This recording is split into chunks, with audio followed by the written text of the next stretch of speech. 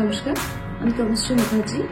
আমি R K hair কেয়ারের নাম এই অনলাইন থেকে জেনে এখানে এসেছি।